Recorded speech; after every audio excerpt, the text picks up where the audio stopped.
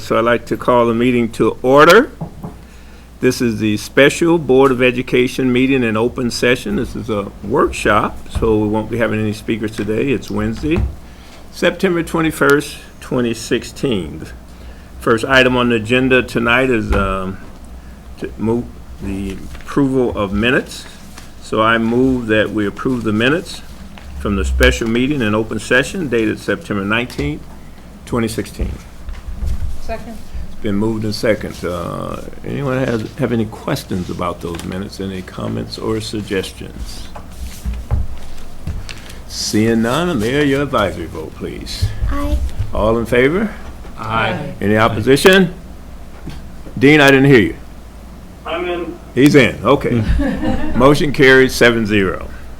All right, to the main topic for tonight. The main topic tonight is the Education Resource Officer contract. And we've been putting quite a bit of time into this. A lot of work, a lot of hours, a lot of negotiations. We've been doing our best job to collaborate with the city.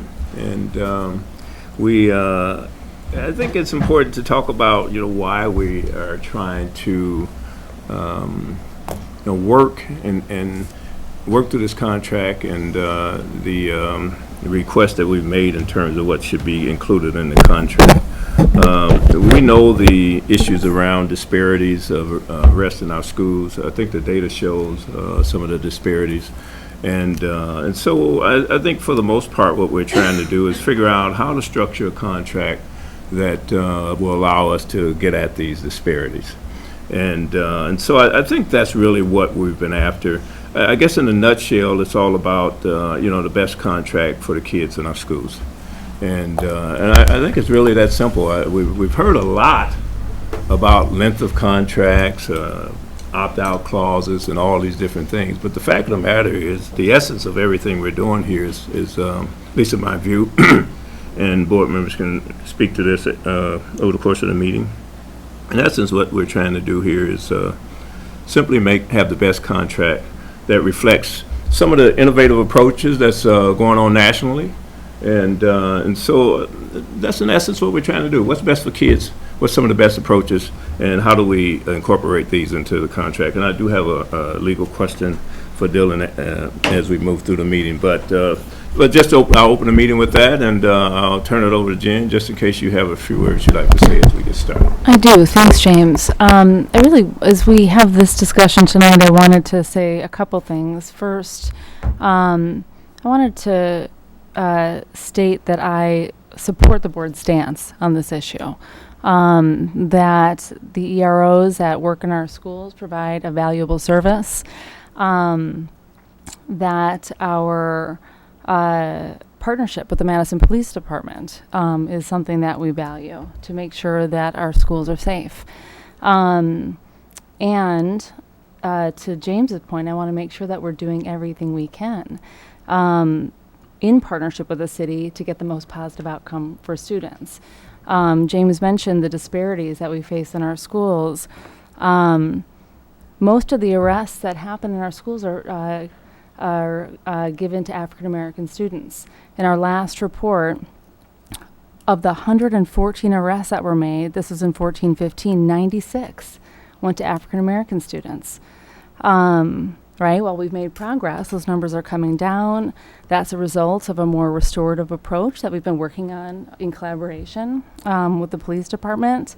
Our board has asked our staff to negotiate in good faith to ensure that this long-standing contract is constructed in a way that'll make sure that our schools remain safe for everyone. Right? That is the fundamental issue. Dylan is going to go over a quick summary of negotiations to date in just a moment. But to that end, we have listened closely to the city's concerns about budget and hiring timelines and made significant adjustments based on those needs so far. And we've held strong to the amendment and termination language that the board has asked us to hold on to. And that's not because we have an intent to terminate, right? That's what I've heard from the board. It's because we want to be nimble and planful and responsive as we learn together through deep collaboration with our partners on these issues. So we still remain hopeful that we're going to come to agreements with the city. We want to resolve this soon. It's September. It's the beginning of the school year. We want to keep our focus on children, and we want to make sure that they have a great school year this year. So with that said, I'm going to go ahead and pass it off to Dylan to give us a quick summary, and then we'll open it up for discussion. And could you answer a question for me as you do your summary or somewhere during your remarks? One of the things we've been talking about is making sure that we have flexibility in the contract, that we're allowed to incorporate, new approaches or what have you. I guess my question is, how does that actually happen? Once we sign a contract, how does that actually happen? Are there clauses in there that say at certain points in time we can make adjustments? So I just, how does that actually happen? What's the approach there?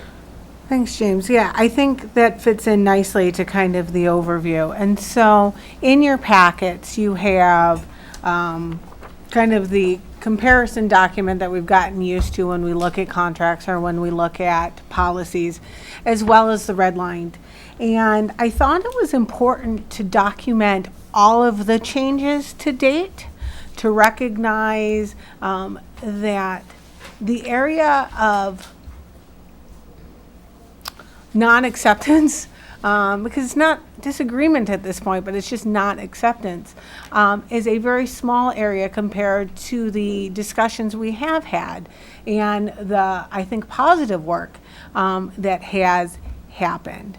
As you'll recall, we last discussed this topic for consideration at the regular board meeting, and at that board meeting, kind of a bit unpredictably, but I think in a good way, we came up with a 45-day extension to the then expired 2013-2016 contract, with the understanding by both parties that this was to give some more room to continue to negotiate and continue to meet and try to come to an agreement.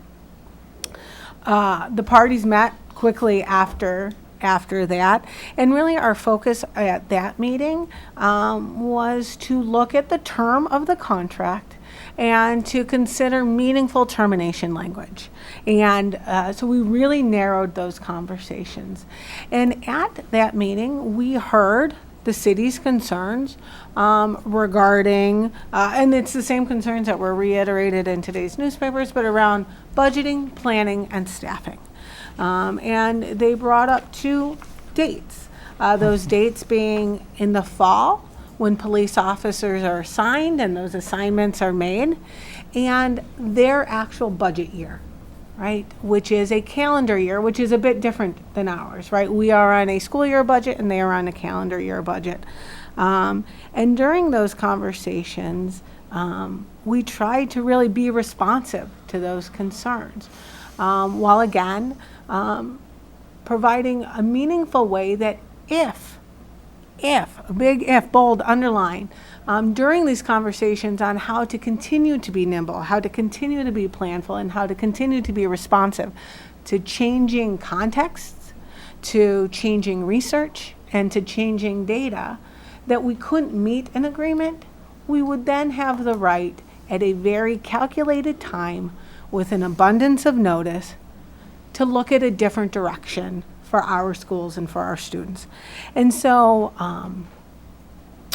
we went back and forth and actually got to a place where we seemed to have hit a stalemate, right? Where neither of the negotiating teams had anywhere else to go. Our final position was what is in the documents prepared for you today. And there are two changes in that. The first is around the amendment language, and that's actually where we have agreement between the parties. Right? Amendments as a vehicle for change require agreement by both parties, right? But so that goes without saying. But what both parties recognized is to have the process for amendment is as important as having the possibility of amendment. And if you look at the first page, James, of the summary document I gave you, that section 9, page 2, amendment section, that really speaks to the process by which the parties will look at information together, talk about information, talk about collective goals, because as we've talked about, this truly is a service agreement. It's not a place where we are defining those collective goals, but we acknowledge that we have them, and to try to come to agreement where if we're seeing it the same, and we trust that the police want the best contract, right? We don't doubt that we would make changes on that basis. The other place, though, where there is disagreement in our final offer is around that if, and no one wants to enter into a contract with the plan of terminating it, but if we couldn't agree, would there be a way to get out while meeting the city's needs and making those compromises around their planning, budgeting, and staffing? The city's position has been one of a 3-year term, which is another point that we made the concession on. As you'll remember, we initially began with thinking of a 1 year so that we had a finite beginning and end to these conversations, but recognizing that that may be too linear, we were willing to compromise and meet the city with a 3-year contract. However, their last language was with notice of termination on or before April 1st of 2018 for an possible termination December 31st, 2018, effectively creating a no less than 2.5-year contract. So, at this point, it really does get to that definition of meaningful termination.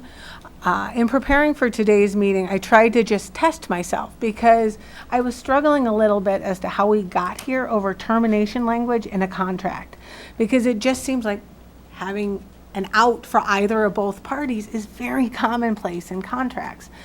And so I was just looking at some recent agendas for the city, just recent contracts that they've entered into, either employment contracts or purchase of service contracts for themselves.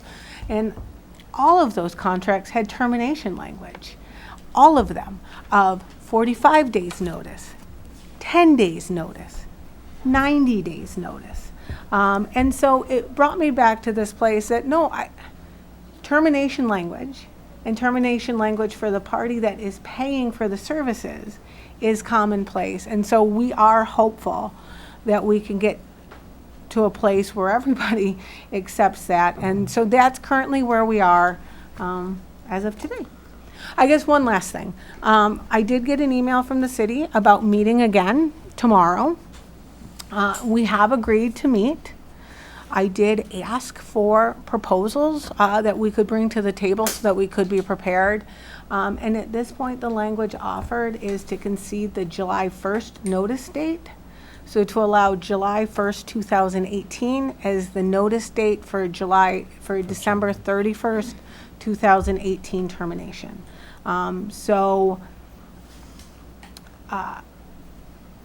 It is not a change that I would quantify as substantive, but I felt that it was worth just making the board aware of every step that we've gotten to. Can I ask a question about that?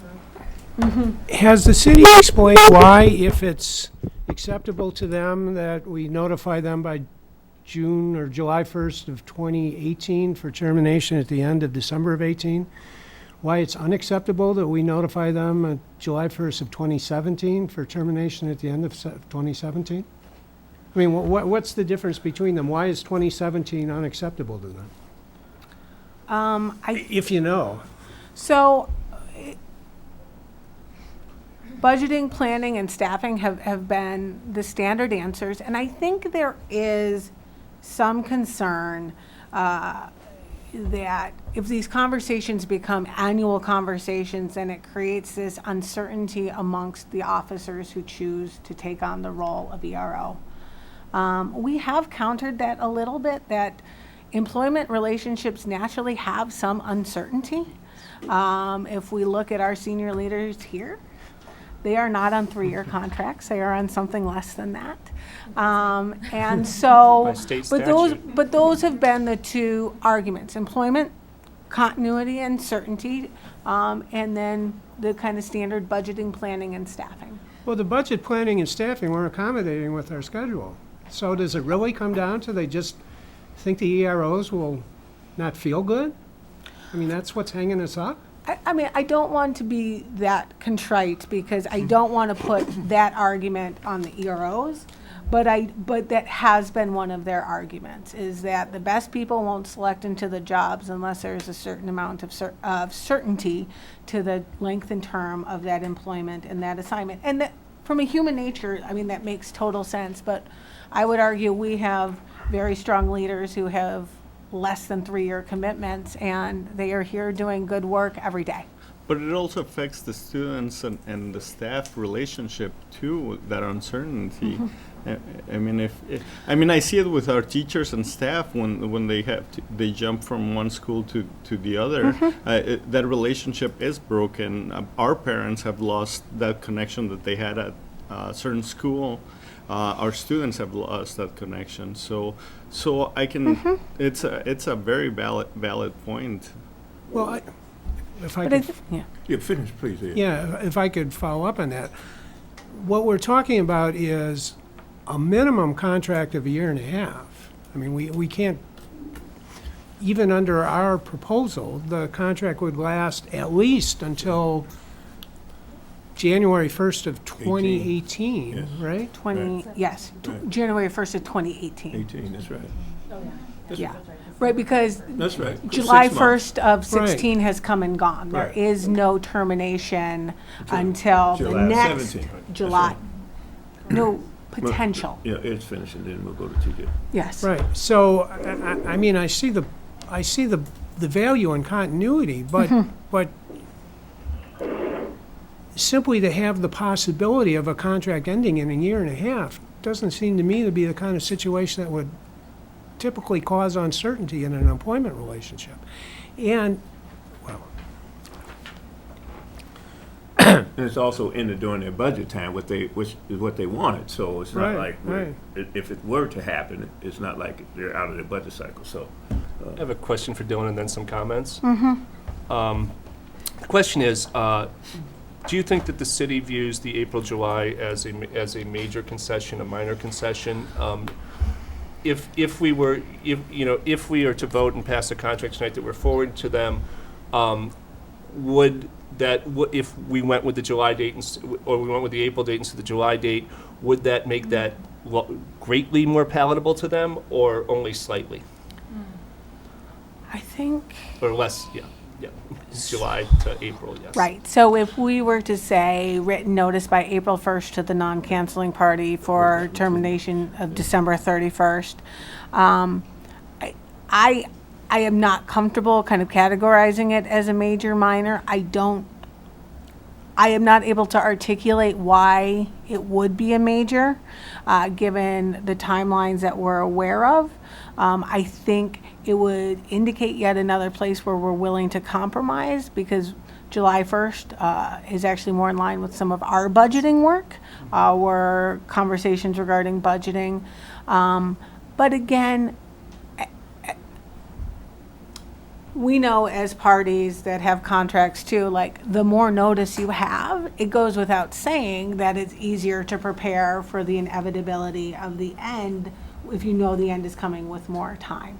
So it's not to say it's not with some substance, but I'm not sure within their stated timelines the impact it has. Before you move off that Yes. point, I'm not sure I understand. So are they asking, instead of July, to move it so are they asking for 8 months notice? Because it So, sounds like then it would be, you'd end the contract then in November, so if it's 6 our, months. right, our original language was April 1st termination date, because we are again mindful of their Right, planning, right. with termination effective the next school year, right? Because we were doing it on a school year.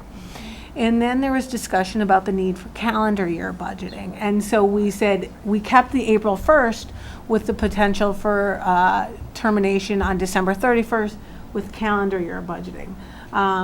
But then, as we started making that compromise, we were thinking that July, for like 6 months is a lot of notice. And so, so in our recent, they said they could consider July 1st, but to be clear, July 1st of 2018 for December 31st of 2018. So it wasn't conceding the years, it was conceding the months. My memory was that the April 1st was originally put on the table by us because it had to do with their recruiting classes and the start of their police academy. And Yep, our that was- and I sensitivity believe that to came from May Ed, being- That May 1st is when their academy starts or their classes are recruited.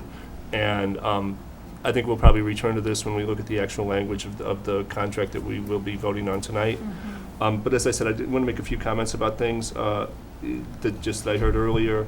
I agree with both the superintendent and James that this is about what's best for our students, and I think that everyone at this table, and I believe that everyone working for the city also wants what's best for our students. I think that's universal.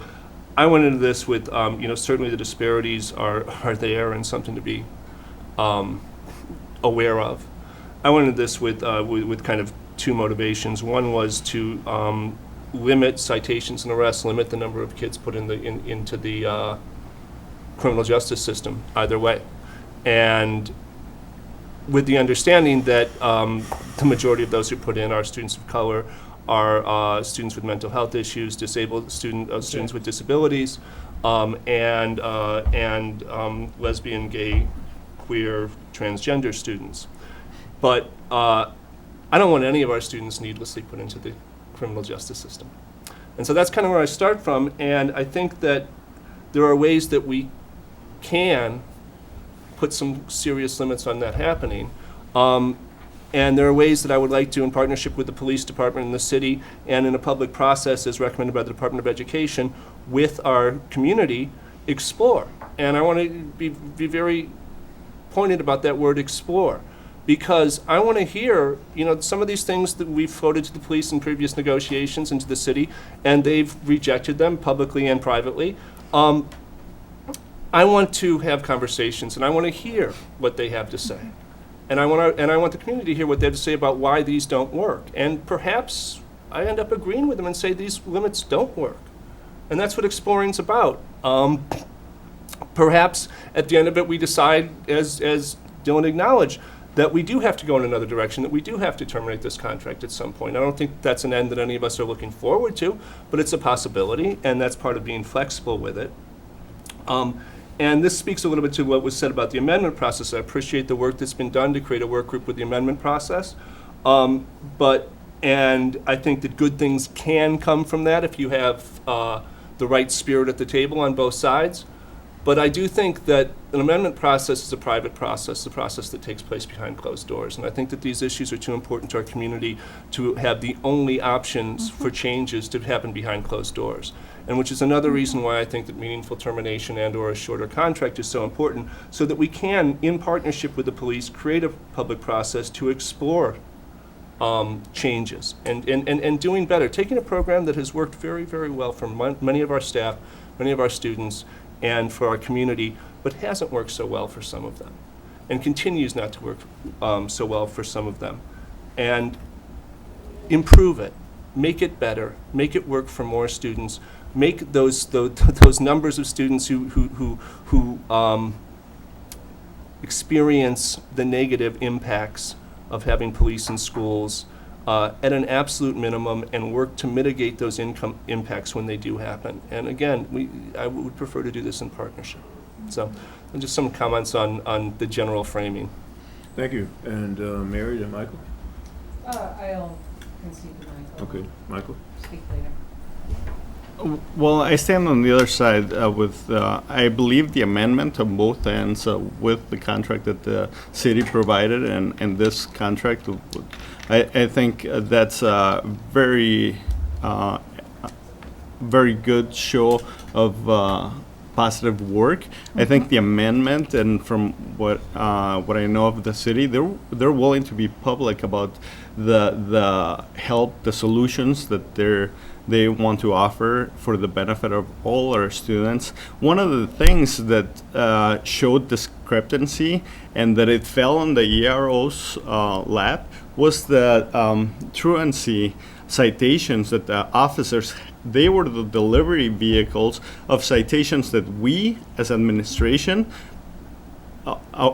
gave to our students, and those showed disparity. It was a large number of African American, Latino, and other students that attributed to the perception, the negative perception of the EROs being the ones that were creating this disparity. But truancy, our truancy is dictated by us, and the EROs, unfortunately, are the deliverers of those citations. And we didn't speak publicly about that, so that needs to be known. So unless we change something in an administration, kids are going to continue receiving those truancy citations, and that's regardless of the ERO. But it was unfairly attributed to the EROs. I believe they are doing excellent work, and we need to commend that. There's time that is needed to form positive relationships, and I personally, I don't see a huge difference in the variance of what the city has agreed to what we are 1 year. looking at. And obviously, the conversation's still open, so I'm apprehensive about any votes happening tonight, especially since there is another meeting tomorrow. I think we can come to a good resolution that will benefit our students, our staff, both, and parents. We have received numerous emails from staff, from parents and students on behalf of EROs. So unfortunately, some of the negative comments became publicly, and that was due to a national issue versus the good and what is going on. So that distracted the conversation from it being about a contract, period, instead of issues that we can resolve, and we're looking at resolving, and we can work in cooperation with the city. Yeah. I think I went a little bit off a tangent on there. So my question is, you do have the meeting tomorrow, Dylan? So the negotiations on the possible contract are still So open.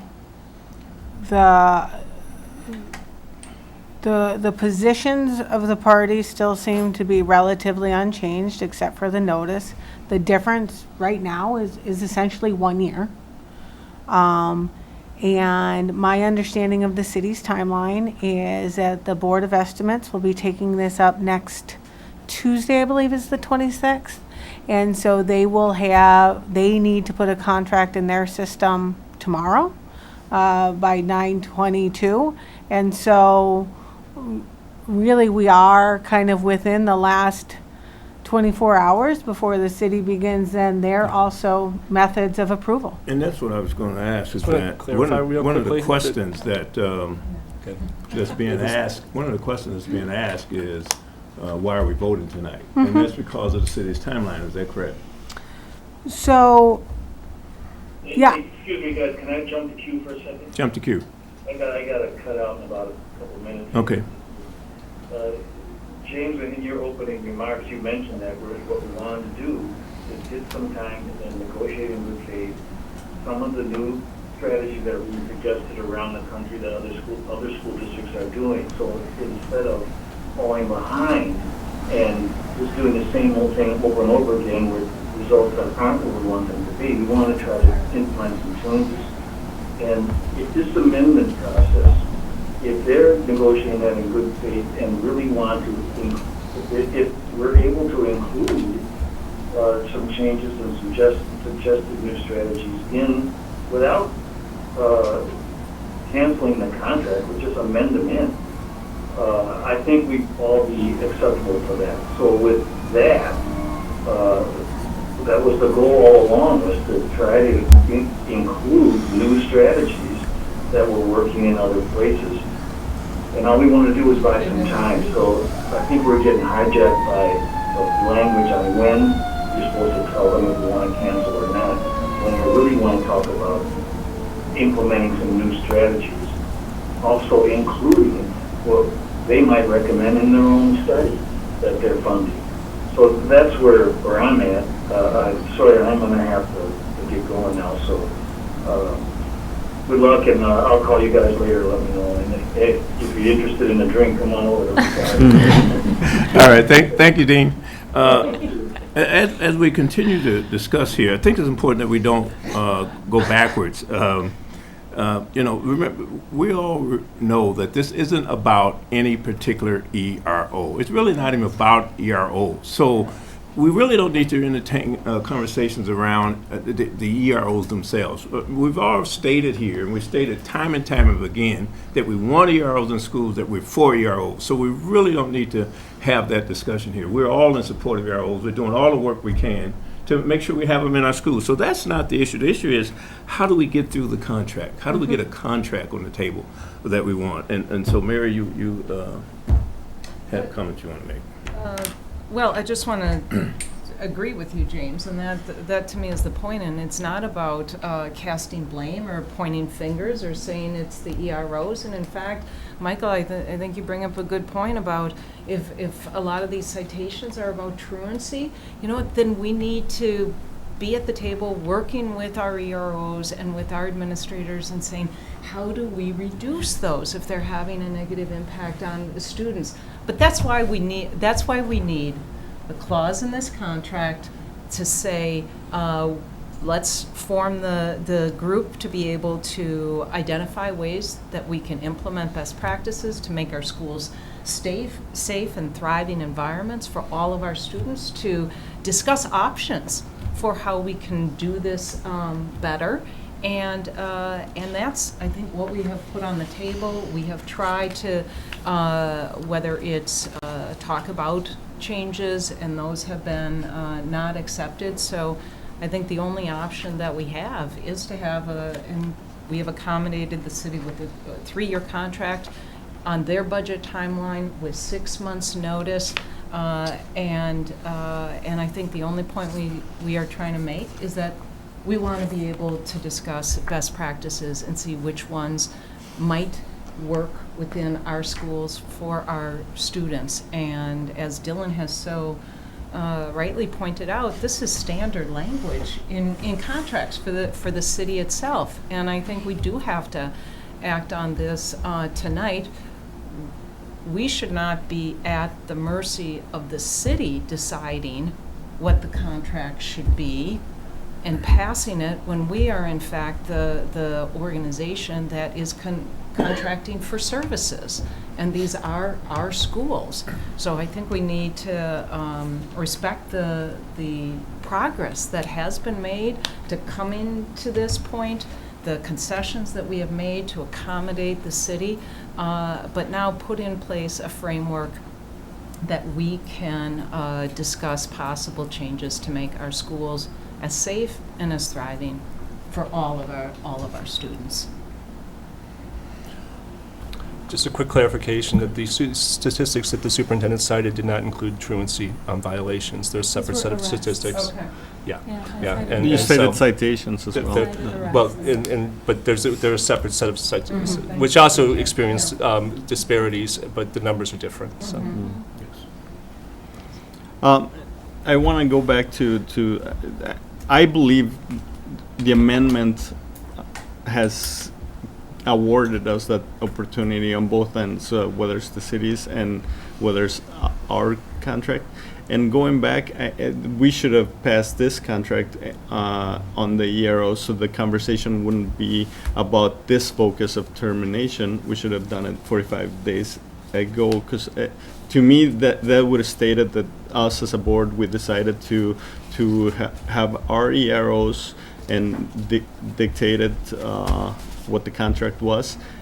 But now we went to negotiations with the city and we're changing it. But, Michael, so if we had agreed to the contract as is, there would be absolutely no opportunity to be assured that changes that we felt were in the best interest of our students, that we'd be able to make those changes until that 3-year contract was over. But we had mentioned certain amendments that could have been done, and this amendment could have been done before Dylan that said vote there came was, to. there was no agreement to changing anything within the contract in terms of amendments that would accommodate Prior to that those 45 changes. extent, Yeah. day Yeah, so this, Yeah. most of this amendment language, so even the multiple, it came through the 45 days of discussion. And the language that is new today was language we originally put associated with a right to terminate if we couldn't reach agreement on the amendment. So trying to tie it to that process. The city. Dylan, I'm so sorry to interrupt, but I thought, Michael, were you asking Yeah. I So- think I guess he I'm was not- referring to the amendments Totally. with regards to changes in practices. Correct, right here on That's- section 9, Oh. page 2. So I mean, I see that as our failure on the board for not having request that prior to the contract discussion, and then all of a sudden we pushed towards the end of the contract, and then we ended up coming with a resolution of the 45-day extension. So we did. This is our language that was initially rejected by the city and then put back on the table by the city during the 45 days. Yeah, Yeah, and So they did not waiver prior to that? correct. Okay. This was not language agreed to prior. It was language, it's part of language we had offered previously. We had tied it more directly to the termination so that the termination wasn't for any reason whatsoever, but for a failure to reach agreement during this amendment cycle. The city has not agreed to the language tying it to a termination, but agreed to the intro language, which is that, is good language. It's good movement. I'm not trying to, right, that both parties bring an equal number of people to the table to have meaningful conversations about how we can improve our practices together and do what's best for kids. So I'm not downplaying the language. I'm just trying to clarify the timeline. Yeah, and I can, I appreciate the amendment. I think that's a great step forward on both ends for the benefit of our students and our staff and our parents.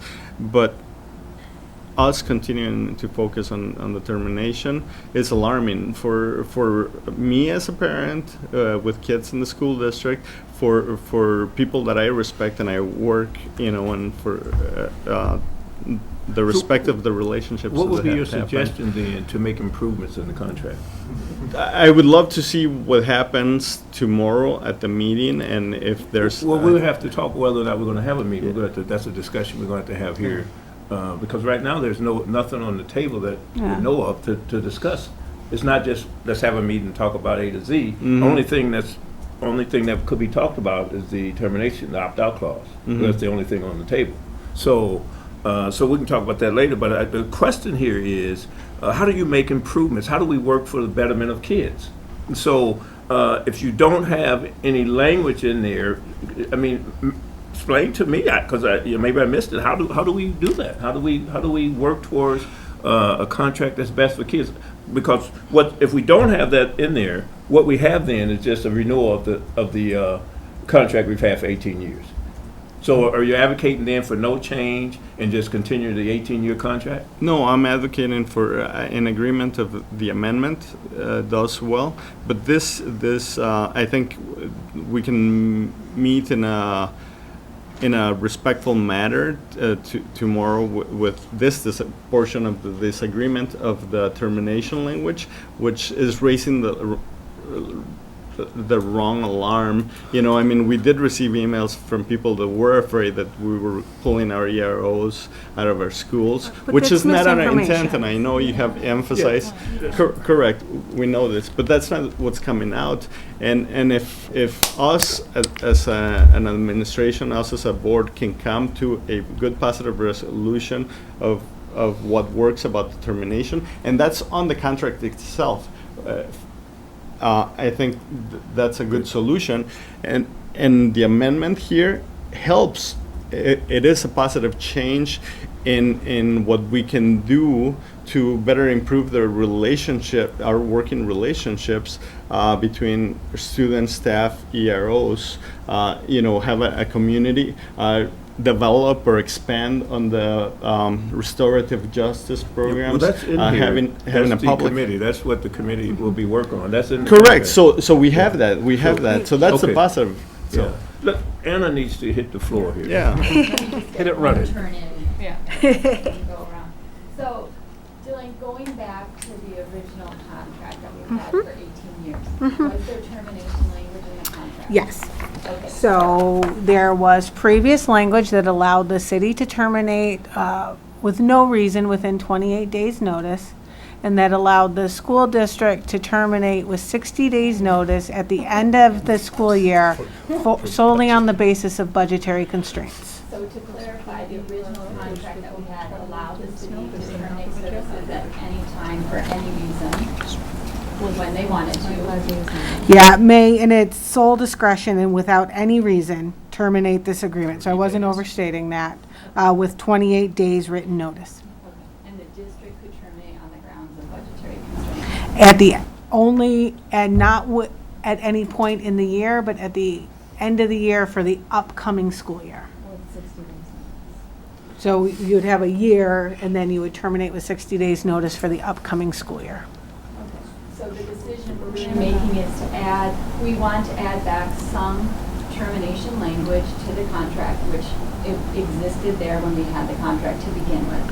We are trying to move away and have a little bit more, I think, control of the situation so that we're not put in that position where the city could cancel at any time. I think that's a fair summary, Anna. So essentially, we are removing the solely on the basis of budgetary constraints, and as a give back, adding a substantially longer written notice of termination so that it doesn't leave the city in a bad place for staffing or for their budget. So by removing that limiting language of budgetary constraints, we then added in language of a longer period of notice so that both parties could make reasonable accommodations if we were to engage in that termination. I think that's a fair summary. That's a fair compromise to come to with the city. I think that's a fair summary. Responsible and it's responsible. Let me go to the mayor first. To some extent, I agree with Michael and Anna just because I really like the idea of the working team. I think if the meetings can be held publicly, like we'll be promoting transparency, and that's really what the people who came to the public hearings wanted. I mean, I know they did want the termination so that like if something happened, we could get our hands on the situation immediately. But if we do have the meetings with the working team, we can help promote transparency. So I think that like something that we could clarify to the public once we have those meetings is like maybe they could be a group of MMSD teachers and like other staff members and parents and community members elect like kind of representatives that then go to that team so they can bring the opinions, because like 3 years is a long time for us to perform research and like establish a foolproof plan. So like it's really not so bad in my opinion, and this is just my opinion, it doesn't represent the opinions of the other students, that if we go ahead with the 3-year contract. Two things. Number one is, I want to add one more thing to my comments on the amendment process, and that is that the amendment process not only takes place behind closed doors, but is done exclusively by staff, whereas a negotiation and contract approval requires elected officials and democratic representation, and I think that those are important, that's part of it. And then the second thing is that I'd like to move the contract as attached to the agenda. I'd like to make the motion, because I think we need something on the table if we want to make amendments to it or whatever, but I think it's time to move forward. So I move that the Board of Education approve the contract as, actually, it doesn't have a date on it, Dylan. The It's set contract forth in the documents prepared for tonight's the meeting. document prepared for tonight's meeting as attached to the agenda for the. Well, I have a motion here. You Is do have a motion. Is it appropriate? I think it's more appropriate for me to, I guess, fine. my goal was 60 minutes, so I do want to make sure everyone has all their comments in. So I'd like you to withdraw your motion. I withdraw my motion. I will get it on the table here shortly. I just want to make sure the board members have all their comments in before we move the motion. So, Mr. Hughes. Yeah, just briefly, I agree, I think we all agree that we want this working group, whatever the process is, and as transparent a process as possible, of the city and the school district to come together and really talk through what is the best for our students in terms of the use of EROs in the schools. And we hope that we come to agreement and agree on best practices and approve them and modify the contract if that's necessary. But we've got to have the termination language in the contract, because otherwise we simply don't have any bargaining leverage. There's nothing we can do in order to persuade the city to see our point of view or to have some kind of compromise or to really work together if they can just say, well, no, we like the contract the way it is and there's nothing that we can do about it.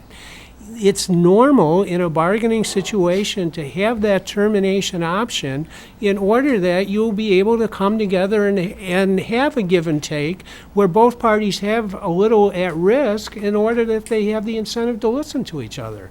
So I see the termination provision not as, something we're holding over as a threat to people to say, feel uncomfortable because maybe we're going to yank EROs out of the school after a year and a half, but simply as setting the stage for the kind of bargaining that we all want to take place. And if we are able to come together and we each have the ability to have that give and take, then we should be able to come to a reasonable point that will allow this contract to go forward for 3 years and 18 more years after that. But you can't go into a negotiation with no leverage, with no bargaining strength. It just makes no sense.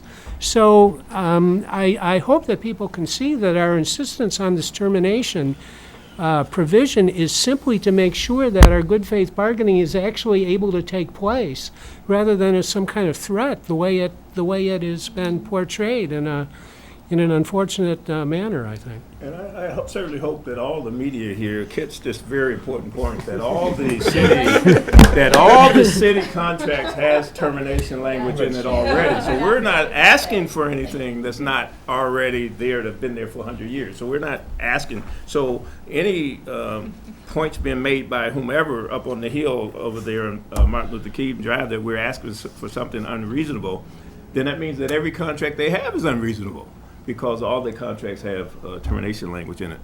Mia.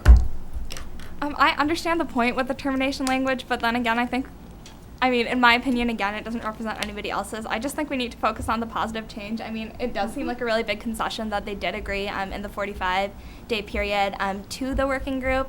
And then I think after we've come up with substantive ideas like a foolproof plan, then we can possibly talk about the future termination. So after the 3 years, because then that will give us leverage, because then we'll be able to present 3 different plans for what we would do if we didn't have EROs, and then the city would see that we do have something else that can happen, so then they would feel pressured to agree to our concessions after 3 years.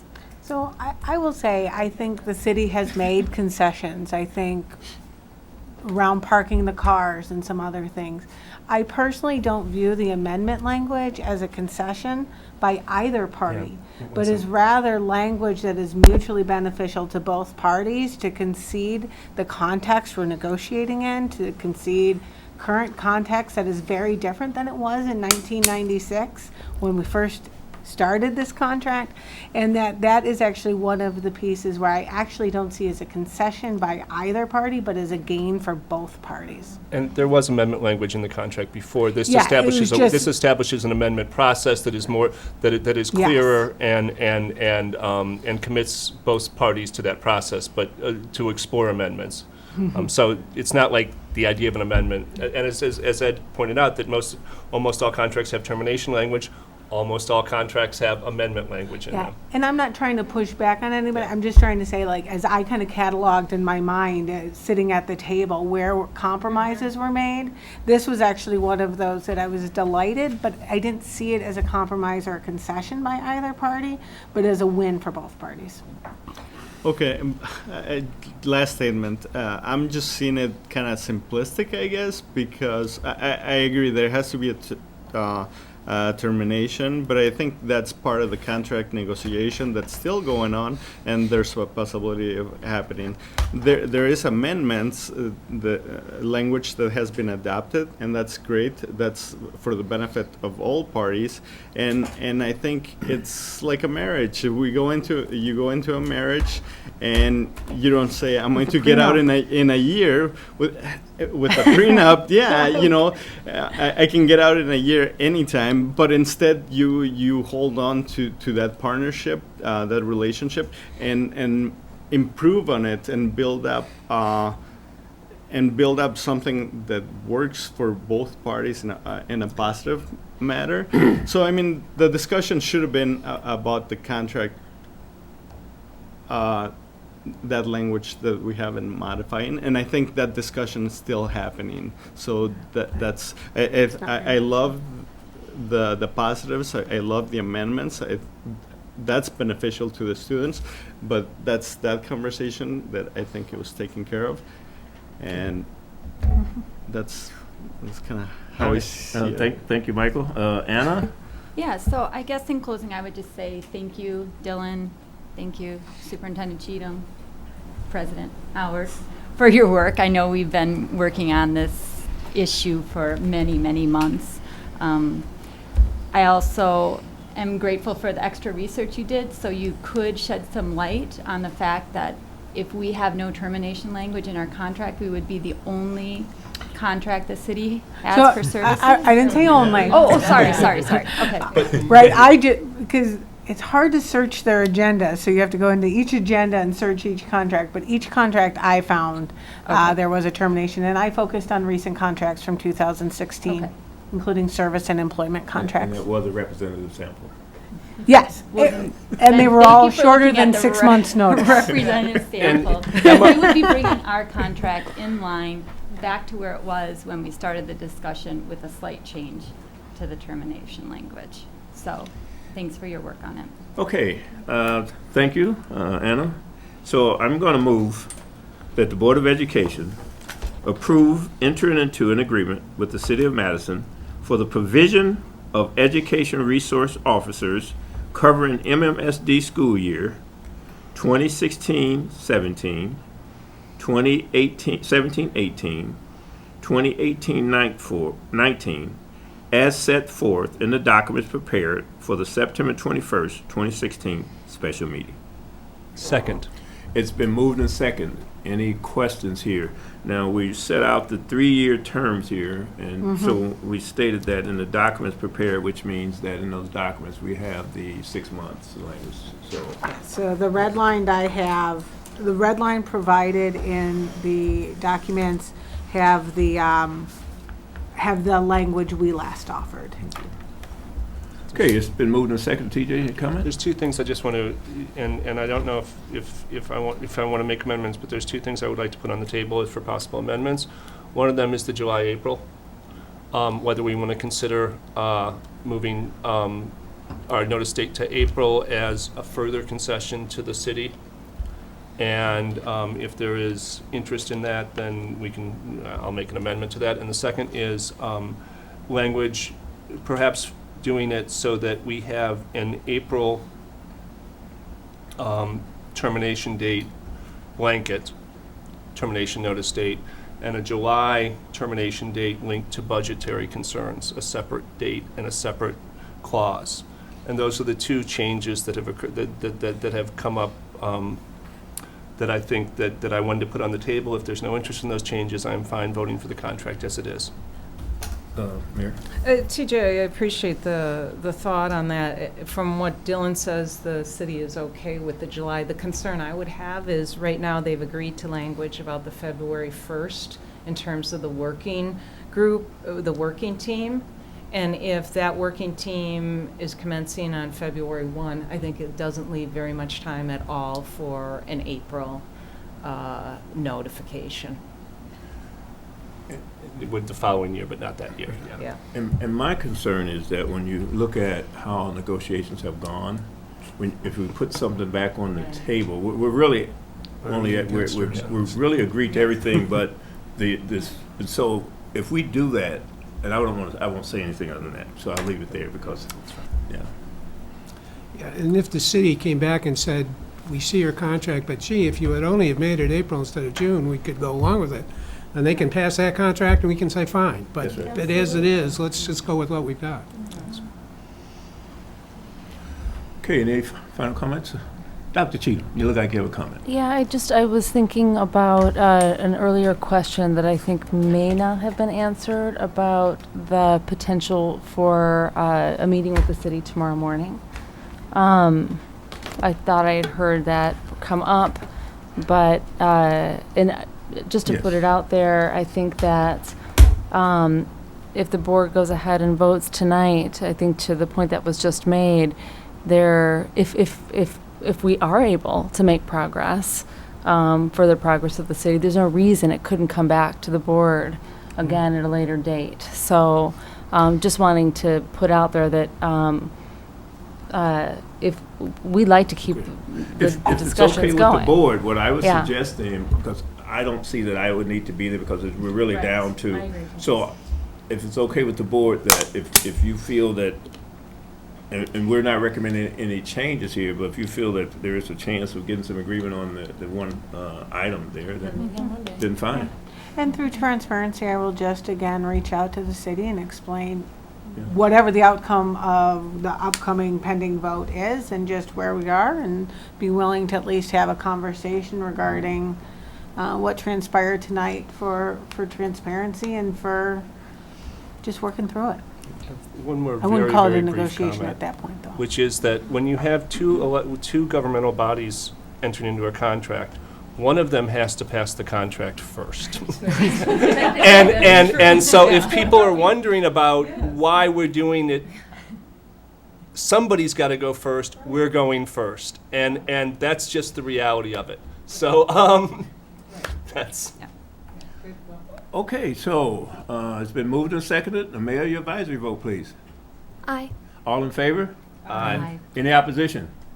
I want to abstain in the hopes of good faith that the city and us, we can come back with something that's mutually agreeable. So motion carries 501, I believe.